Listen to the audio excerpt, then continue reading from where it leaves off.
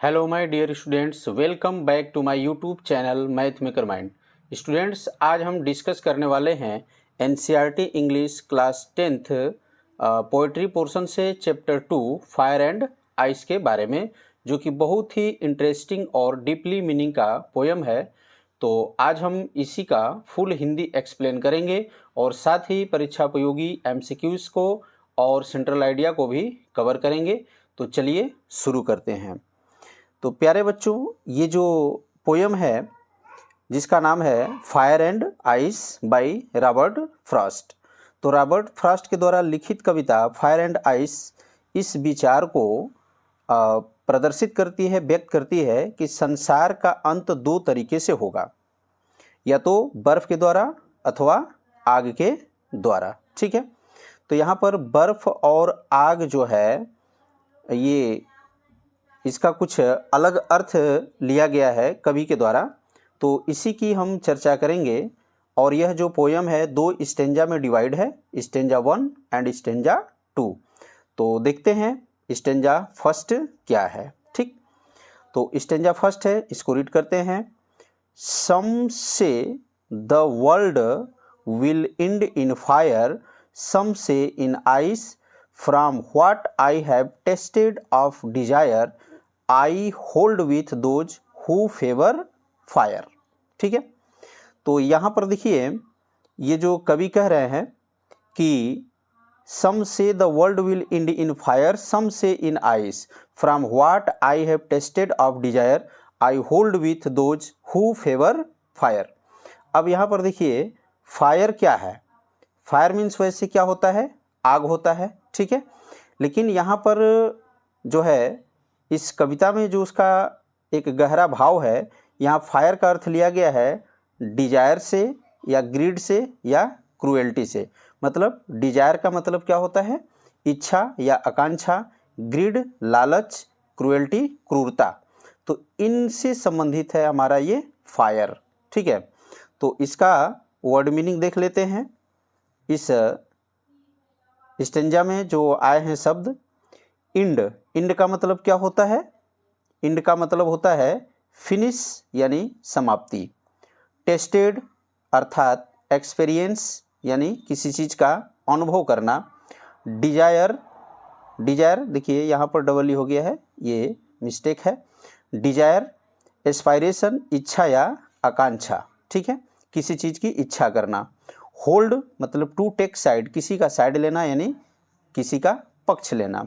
Favour यानी इंक्लिन towards यानी किसी का तरफदारी करना। ठीक है, तो यहाँ देखते हैं अब हम इसके स्टेंजा फर्स्ट के अर्थ को समझते हैं कि कवि क्या कह रहे हैं कि some say the world will end in fire, some say in ice. मतलब यहाँ पर जो इन पंक्तियों में कवि लोगों के मतों का विश्लेषण करता है। ठीक है, कवि लोगों के मतों का क्या करता है, विश्लेषण करता है और कहता है कि संसार का अंत जो है दो कारणों से हो सकता है। ठीक है, और वो दो कारण क्या हो सकते हैं, देखिए सम say the world will end in fire, मतलब कुछ लोग ये कहते हैं कि world will end in fire, संसार का अंत किससे होगा, आग से होगा। ठीक है, और सम से इन आइस, और कुछ कहते हैं कि संसार का अंत जो है बर्फ से होगा। From what I have tasted of Dzire, यानी उन्होंने कहा कि जिसका मैंने टेस्टेड ऑफ डिजायर यानी जिन इच्छाओं का आकांक्षाओं का मैंने क्या किया है, टेस्टेड मतलब एक्सपीरियंस किया है, अनुभव किया है। आई होल्ड विथ दोज मतलब मैं उन व्यक्तियों का पक्ष में हूँ, हु फेवर फायर जो आग की तरफदारी करते हैं। मतलब जो लोग कहते हैं कि आग से इस संसार का अंत होगा, मैं उनका पक्ष लेता हूँ, या मैं जो है उनके पक्ष में हूँ कि जो है इस संसार का जो अंत होगा वह आग से होगा। देखिए आग का मतलब क्या है कि जो यहाँ पर जो आग है वो मनुष्यों के चरम आकांक्षाओं, क्रोध, लालच आदि का प्रतिनिधित्व करता है। ये जो डिजायर है, फायर है, तो फायर डिजायर और ग्रीड और क्रूएल्टी का पक्ष लेता है।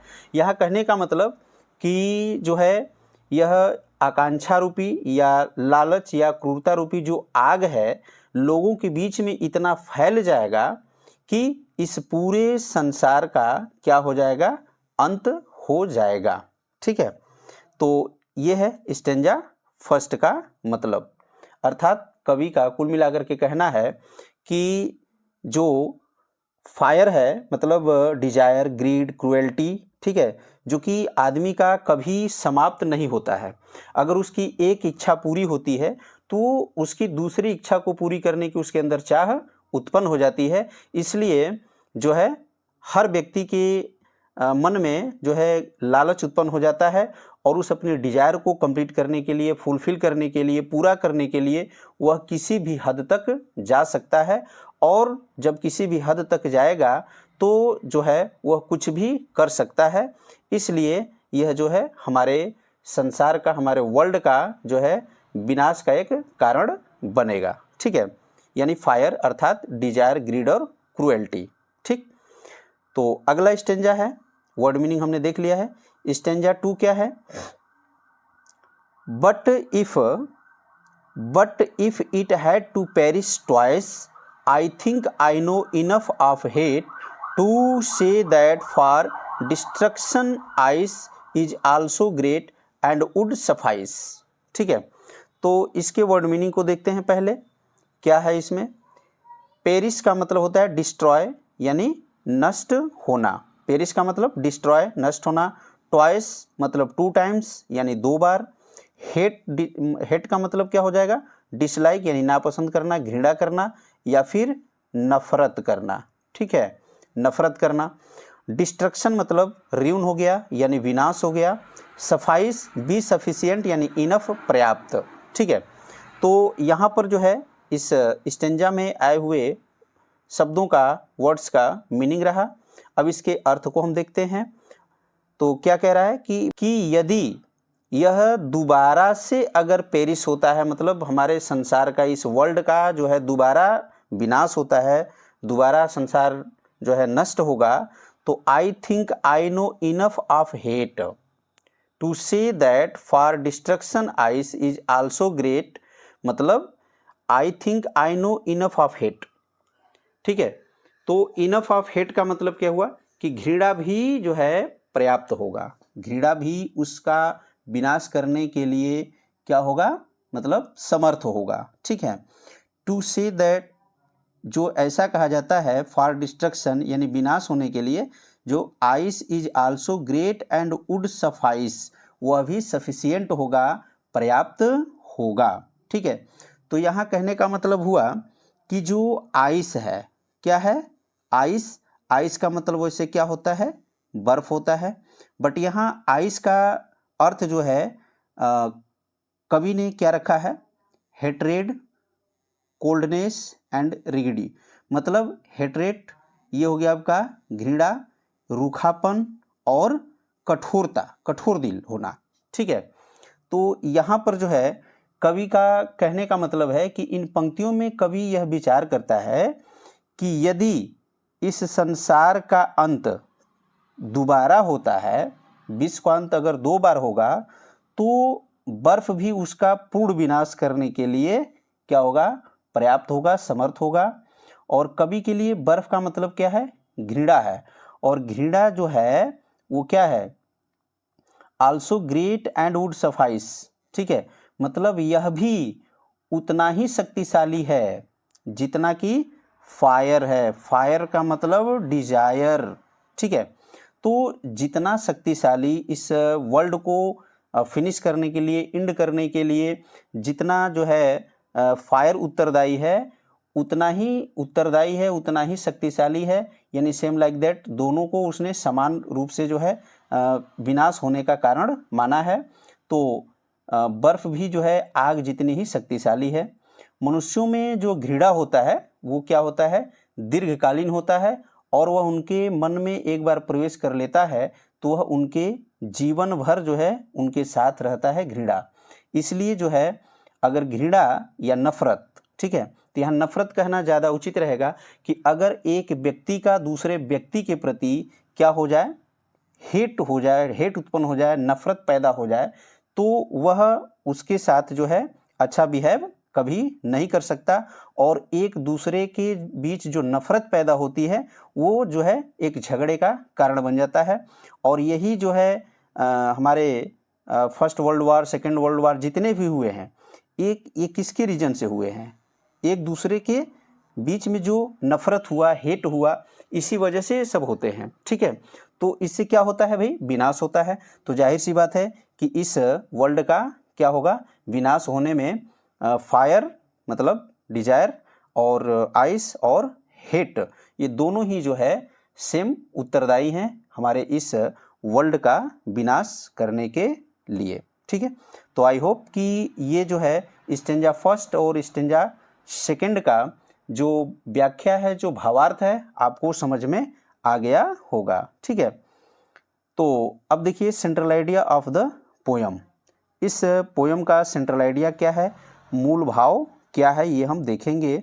ठीक है, इसके अर्थ को समझते हुए अगर हम याद करेंगे तो इसको आप जल्दी से याद कर पाएंगे, तो इसलिए हमने सेंट्रल आइडिया को भी समझाने का इसमें प्रयास किया है। ठीक है, तो central idea of the poem क्या कह रहा है? The poet has tried to bring the difference between the fire and ice which represent two different kinds of people. According to the poet, the world can perish by fire and also by ice. ठीक है, और thus it can perish twice, one by fire and then by ice. The poet feels that the ice of hatred is as powerful as the fire of desire to bring a complete end of this world. ठीक, तो देखिए the poet has tried to bring the difference between the fire and ice, यानी यहाँ पर जो कवि ने fire और आइस मतलब एक व्यक्ति के अंदर जो आकांक्षा है या इच्छाएं हैं, असीमित इच्छाएं हैं, और उसके अंदर जो आइस है, अर्थात हमने पहले बता दिया कि आइस का मतलब यहाँ बर्फ का मतलब किससे लिया गया है? हेड से। तो उनके बीच जो है क्या अंतर है, इस चीज़ को उन्होंने बताने का प्रयास किया है, जो कि दो प्रकार के लोगों को प्रतिनिधित्व करता है, एक असीमित इच्छाओं वाले और एक जिनके अंदर नफरत होता है। ठीक है, अकॉर्डिंग टू द पोएट, कवि के अनुसार, the world can perish by fire and also by ice, यानी कवि के अनुसार यह जो संसार है, ठीक है, उसका विनाश आग के द्वारा और बर्फ के द्वारा दोनों से होगा। Thus it can perish twice, यानी इस प्रकार यह विश्व जो है, यह संसार कितनी बार पेरिश होगा, कितनी बार इसका नाश हो सकता है? 2 बार। बाय फायर आग के द्वारा, एंड देन बाय आइस, और तब फिर बर्फ के द्वारा। ठीक है, तो फायर एंड आइस इसकी मतलब क्या डीपली मीनिंग है वो हम बात कर चुके हैं। The poet feels that the ice of hatred is as powerful as the fire of desire to bring complete end of this world, यानी संसार का अंत करने के लिए जो घृणा भी उतना ही पावरफुल है, उतना ही शक्तिशाली है जितना कि डिजायर है, यानी हमारी असीमित इच्छाएं हैं। ठीक, तो आगे अब इस चैप्टर से संबंधित जो एमसीक्यूज बनते हैं, जो स्टेंजा वाइज भी पूछे जाते हैं, या पर्टिकुलर हमने स्टेंजा 1 और स्टेंजा 2 दोनों से ही यहाँ पर हमने एमसीक्यूज तैयार किया है और इसको कवर करेंगे। तो अगर एक स्टेंजा देता है एग्जाम में तो उससे रिलेटेड जो एमसीक्यूज पूछे जाते हैं वो भी इसमें शामिल हो जाएंगे। ठीक है, तो देखिए पहला क्वेश्चन है कि who is the poet, who is the poet of this poem, इस पोएम के जो कवि हैं वो कौन है? ठीक है, Leslie Norris, Robert Frost, Caroline Wells, Walt Whitman. तो ये किसके द्वारा लिखा गया है? रॉबर्ट फ्रॉस्ट के द्वारा लिखा गया है, तो इसमें B is the correct option. ठीक है, रॉबर्ट फ्रॉस्ट। अगला क्वेश्चन है कि व्हाट डज फायर रिप्रेजेंट। ठीक है, तो अभी ऊपर आपने एक्सप्लेन में देखा कि फायर किसको रिप्रेजेंट करता है, किसको बताता है, या उसका मतलब क्या है, किसका प्रतिनिधित्व करता है? वायलेंट डिजायर, यानी हिंसक इच्छाएं, असीमित इच्छाएं, या फिर पैशन मतलब जो आदमी के अंदर जो वासना है किसी चीज़ को पाने का, जो जुनून है या उत्साह है, ठीक है। जेलिसी या ईर्ष्या या फिर ऑल ऑफ द एबव। तो ये जो है फायर जो है इन सभी को क्या करता है, रिप्रेजेंट कर रहा है। तो option number D is the right answer, all of the above, ठीक है। नेक्स्ट क्वेश्चन देखते हैं। What does ice represent? What does ice represent यानी आइस किसका प्रतिनिधित्व करता है? आइस का मतलब इसमें क्या लिया गया है? हेट है, लव है, अर्थ है या वर्ल्ड है? तो आइस का मतलब यहाँ किससे लिया गया था? हेट से यानी घृणा से। तो ए इज द राइट ऑप्शन हो जाएगा, हेट, घृणा, ठीक है। नेक्स्ट क्वेश्चन देखते हैं। In the poets opinion the world will end in, option number A, अर्थात द पोएट्स ओपिनियन, कवि के विचार से, कवि के विचार से द वर्ल्ड विल एंड इन, विश्व या संसार समाप्त हो जाएगा इनमें, किसमें, किसमें समाप्त होगा? आइस में, फायर से, या बोथ आइस एंड फायर, या दोनों ही, मतलब आइस और fire both, neither ice nor fire, ना ही बर्फ से और ना ही फायर से। तो इसमें जो है वर्ल्ड को डिस्ट्रॉय करने में जो कौन कौन कारक हैं? आपके दोनों कारक हैं, तो ice and fire. So C is the right option, ठीक है। तो हमारा ऑप्शन कौन सा नंबर का हो जाएगा? सी नंबर का, ठीक। नेक्स्ट क्वेश्चन है। The world Paris means, Paris यानी पेरिस का अर्थ क्या है? पेरिस का मतलब क्या है? डीके, विनाश होना, अपीयर या प्रकट होना, इम्प्रूव या सुधार होना, ऑल ऑफ द एबव, ठीक है। तो इसमें क्या हो जाएगा?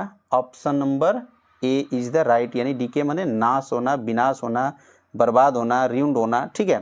तो इसका ऑप्शन हो जाएगा ए नंबर। अगला क्वेश्चन देखते हैं। Here the rhyming scheme used by the poet in the second stanza is, यानी सेकेंड स्टेंजा में राइमिंग स्कीम क्या है? अब देखिए राइमिंग स्कीम क्या होता है? पोएटिक डिवाइसेस हैं, तो इसमें एक राइमिंग स्कीम है। तो इस राइमिंग स्कीम को हम समझते हैं और किस में से पूछ रहा है ये? सेकेंड स्टेंजा में, ठीक है। तो सेकेंड स्टेंजा का हम राइमिंग वर्ड देखेंगे। अभी चलिए सेकेंड स्टेंजा की ओर चलते हैं, फिर ऑप्शन इसमें हम ढूंढेंगे, ठीक है। तो इस यहाँ पर सेकेंड स्टेंजा है, देखिए सेकेंड स्टेंजा हमारा क्या कह रहा है? ये कह रहा है कि बट इफ, एक मिनट, ये आइए देखिए, but it if it had a Paris twice. तो आपको जब राइमिंग स्कीम देखना है तो इसको लास्ट वर्ड को देखिएगा, यहाँ पर क्या है? ट्वाइस। अब इससे रिलेटेड कौन सा शब्द आ रहा है? आइस और सफाइस, यानी यहाँ लास्ट में देखिए सी ई सी ई सी ई यहाँ है दोनों जगह। तो इसमें जो है हम सेम वर्ड आ रहे हैं ट्वाइस में, फिर आइस, फिर सफाइस। तो इसको हम क्या ले लेंगे? देखिए इसको ले लेंगे ए, तो ये भी हो जाएगा ए, ये भी हो जाएगा ए। अब नेक्स्ट जो है क्या बन रहा है आपका? हेट, ठीक है, ध्यान दीजिएगा, हेट और ग्रेट, और कुछ इधर इसका कोई सेम प्रोनाउंसिएशन वाला, सेम उच्चारण वाला और कोई शब्द नहीं है। तो यहाँ पर देखिए, यहाँ पर हमने सी ई जो ये सेम उच्चारण वाले आ रहे हैं इनको हमने ए ले लिया, ठीक है। अब हेट इसको हम क्या ले लेंगे? बी ले लेंगे। देखिए ध्यान से, यहाँ बी हो जाएगा, फिर ग्रेट ए टी ई, चाहे जो भी है लास्ट में टी है, यहाँ टी ई है, लेकिन इसका जो उच्चारण है हेट, ग्रेट, तो ठीक है, तो सेम उच्चारण आ रहा है यहाँ पे। तो इसी को कहते हैं राइम वर्ड्स। और राइम वर्ड्स का जो स्कीम कैसे चल रहा है, उनका क्रम कैसे चल रहा है, तो ये हम फाइंड आउट कर रहे हैं, इसको पता कर रहे हैं। तो देखिए इसको अगर हम सीरियल से लिखेंगे तो क्या बनेगा?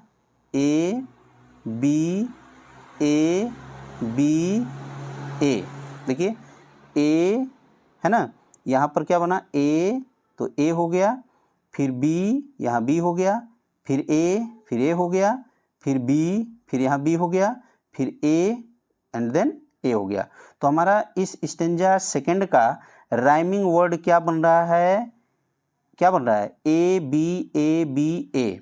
ध्यान दीजिएगा, चूंकि ऑप्शन नीचे है तो ए बी ए। अब देखेंगे कि ए बी ए ये कहाँ पर है, किस ऑप्शन में है। ठीक है, तो यहाँ पर हो गया हमारा 6 क्वेश्चन। क्या बना था उसमें, राइमिंग स्कीम बना था ए बी ए। ठीक है, तो यहाँ पर देखिए कौन सा ऑप्शन है, A B A, C option है। तो सी जो है हमारा, इसमें राइमिंग स्कीम यूज किया गया है रॉबर्ट फ्रॉस्ट के द्वारा। ठीक है, नेक्स्ट क्वेश्चन देखते हैं। तो आई होप कि आप राइमिंग स्कीम किसी भी पोएम के स्टेंजा से आप निकाल सकते हैं। ठीक है, तो पहले ऊपर से सेम उच्चारण को देख लेंगे, उनको ए मान लेंगे, फिर दूसरे वाले जो टाइप होंगे उनको बी मान लेंगे, फिर तीसरे टाइप होंगे उनको सी मान लेंगे, फिर चौथे टाइप होंगे उनको डी मान लेंगे। इस तरह से हम क्रम बनाएंगे। ठीक, तो यहाँ पर जो है ए बी दो टाइप के मिले हुए हैं, है ना। नेक्स्ट क्वेश्चन है, here the rhyming scheme used by the poet in the first stanza is. चलिए फर्स्ट स्टेंजा का भी आ गया आपका। तो फर्स्ट स्टेंजा में आते हैं। फर्स्ट स्टेंजा यहाँ पर है, क्या है फर्स्ट स्टेंजा भाई, सम से द वर्ड। तो हमको लास्ट में देखना है। देखिए सेम प्रोनाउंसिएशन वाले आप शब्द खोजिए, फायर और डिजायर, फिर यहाँ गया फायर, है ना, क्या गया फायर। तो इसको हम क्या मान लेंगे, ए। अच्छा, एक बात और ध्यान देना है कि अगर ये दोनों स्टेंजा मिलाकर के एक जगह देता तो हम सबको एक साथ लेकर के चलते, लेकिन ये स्टेंजा 1 स्टेंजा 2 अलग अलग दिया है, तो इसको हम अलग अलग लेकर के ही चलेंगे। ठीक है, तो यहाँ पर हमने क्या ले लिया, ए ले लिया, यहाँ भी क्या ले लिया, ए, और यहाँ भी ले लिया ए। ठीक, अब जो है आगे क्या है, एक लाइन और बचा है, सम से इन आइस। तो आइस में जो है यहाँ पर सी ई, इसको क्या ले लेंगे हम, बी ले लेंगे। अब जितने भी सी ई, आइस, स्पाइस, सफाइस जो भी इसमें आएंगे उनको हम बी लेंगे। तो यहाँ पर और कोई ऐसा कोई भी लाइन नहीं बचा है, सभी को हमने ले लिया है।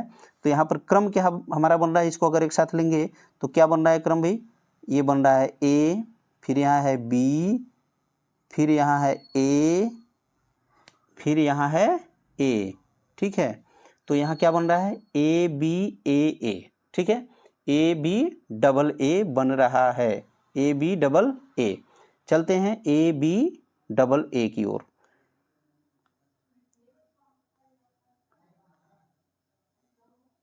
तो क्वेश्चन हमारा ये रहा 7 नंबर। ठीक है, क्या बना था उसमें, राइमिंग वर्ड हमारा बना था ए बी डबल ए, यही नहीं बना था। तो ए बी ए कहाँ है, A B A, C number है। ठीक है, तो सी इज द राइट आंसर। यानी स्टेंजा फर्स्ट में जो हमारा राइमिंग स्कीम है ए बी ए का है, और उसमें क्या है सेकंड वाले में ए बी ए। ठीक है, ए बी ए। ठीक, नेक्स्ट क्वेश्चन है, why does the poet hold with those who favour fire. यानी जो पोएट हैं, ये पोएट वो why does the poet hold, यानी उन लोगों का पक्ष क्यों लेते हैं, दोज हु फेवर फायर, जो आग की तरफदारी करते हैं। चलिए देखते हैं कि भाई क्यों उनका पक्ष ले रहे हैं वो। ठीक है, तो हमारा ऑप्शन नंबर क्या कह रहा है, ए नंबर, कि because love among people is increasing fast. क्योंकि लोगों के बीच में जो प्रेम है, ठीक है, जो प्रेम है, सद्भावना है, वो क्या हो रहा है, इंक्रीजिंग फास्ट, बड़ा तीव्र गति से उनके बीच में बढ़ रहा है। तो ऐसा तो है नहीं। ठीक है, because hatred among people increasing fast. ठीक है, तो यहाँ पर बात किया था डिजायर का, है ना, तो यहाँ पर हेट्रेड बोला है, तो हेट्रेड तो आइस वाले के लिए है, तो ये भी ऑप्शन हमारा नहीं होगा, यानी ए भी नहीं होगा, बी भी नहीं होगा, सी क्या है, because the lust of material things is increasing quickly. ठीक है, मतलब क्योंकि the lust of material things, lust का मतलब होता है वासना। ठीक है, किसी चीज़ की भूख। ठीक है, तो भूख या वासना जो है उसको पाने की तीव्र इच्छा, किसको, मटेरियल थिंग्स यानी जो भौतिक वस्तुएं हैं, जो नश्वर वस्तुएं हैं, उनको पाने की जो क्या है, इंक्रीजिंग क्विकली, यानी उनका जो इच्छा है तीव्र गति से बढ़ रहा है उस भौतिक वस्तुओं को पाने के लिए। तो ये आपका आंसर सही है।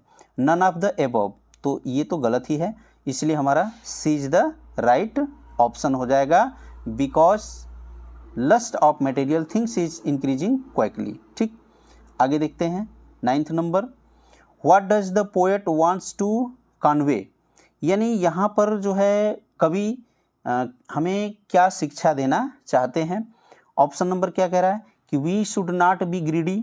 चलिए भाई, ये कवि कह रहे हैं कि we should not be greedy, हमें जो है लालची नहीं बनना चाहिए, हमें लालच नहीं करना चाहिए। तो ये तो बात सही है, हमें लालच नहीं करना चाहिए। इस पाठ में यही हमको शिक्षा मिल रही है कि जो नफ़रत हो रहा है और जो फायर है एंड आइस है, मतलब डिजायर एंड हेट, ये दोनों से हमें क्या रहना चाहिए, दूर रहना चाहिए। ठीक है, नहीं तो फिर एक न एक दिन इस संसार का अंत होना जो है निश्चित है, या इनके द्वारा संसार का अंत हो जाता है। All human should check their desire and hatred, all humans जितने भी मनुष्य हैं, should check their desire and hatred. Check का मतलब यहाँ देखिए जांच करना भी होता है और नियंत्रण में, टू कंट्रोल इट। ठीक है, इसको नियंत्रण में भी रखना चाहिए, किसको, डिजायर एंड हेट्रेड को। तो जाहिर सी बात है कि डिजायर और हेट्रेड को हमें नियंत्रण में रखना चाहिए, अपनी आकांक्षाओं को एक सीमित दायरे में लेकर के चलना चाहिए, और जो हम एक दूसरे के प्रति नफरत फैला रहे हैं या खुद अपने अंदर नफरत पैदा कर रहे हैं, उनके ऊपर भी कंट्रोल करना चाहिए। ठीक है, तो so B is also right answer. ठीक है, एंड सी क्या कह रहा है, restrain our desire and love fellow beings. Restrain का भी मतलब क्या होता है, रोक लगाना, स्टॉप करना, रोकना, उसको बंद करना। Our desire and love fellow beings, love fellow beings का मतलब होता है जो हमारे साथी हैं, जो हमारे पड़ोसी हैं। ठीक है, जो हमारे मित्र हैं, जो हमारे सगे संबंधी हैं, जो भी, तो इस संसार के जितने भी लोग हैं, एक तरह से हम कह सकते हैं कि जो इस पृथ्वी पर जितने भी लोग हैं, एक तरह से हमारे मित्र हैं, उनके साथ हमें जो है मित्रवत व्यवहार रखना चाहिए। तो यहाँ पर restrain our desire and love fellow beings, यानी अपने दोस्तों या सहयोगियों के साथ क्या करना चाहिए, प्रेम करना चाहिए। तो इट इज़ आल्सो राइट। ठीक है, and all of the above, तो क्लियर है कि ए भी सही है, बी भी सही है, सी भी सही है, तो डी ऑप्शन हमारा सही हो जाएगा, ऑल ऑफ द अबव। ठीक है, तो ये रहा आपका लेसन 2 पोइट्री से ice and fire and ice का। ठीक है, तो ये आपका जो एक्सप्लेन है, एमसीक्यूज़ है, ये पार्ट समाप्त होता है। तो आई होप कि ये वीडियो आपको पसंद आई होगी, और वीडियो पसंद आई हो तो वीडियो को लाइक करिएगा और अपने दोस्तों के साथ शेयर करिए, ताकि वो भी इस वीडियो को देख करके इस चैप्टर के डीप रहस्य को समझ सकें, और वीडियो को लाइक करना भी ना भूलें। और साथ ही अगर आप हमारे चैनल पर नए हैं तो चैनल को सब्सक्राइब करिए। ठीक है, तब तक के लिए मिलते हैं अगली वीडियो में। तब तक के लिए जय हिंद, जय Bharat, tata bye bye, take care.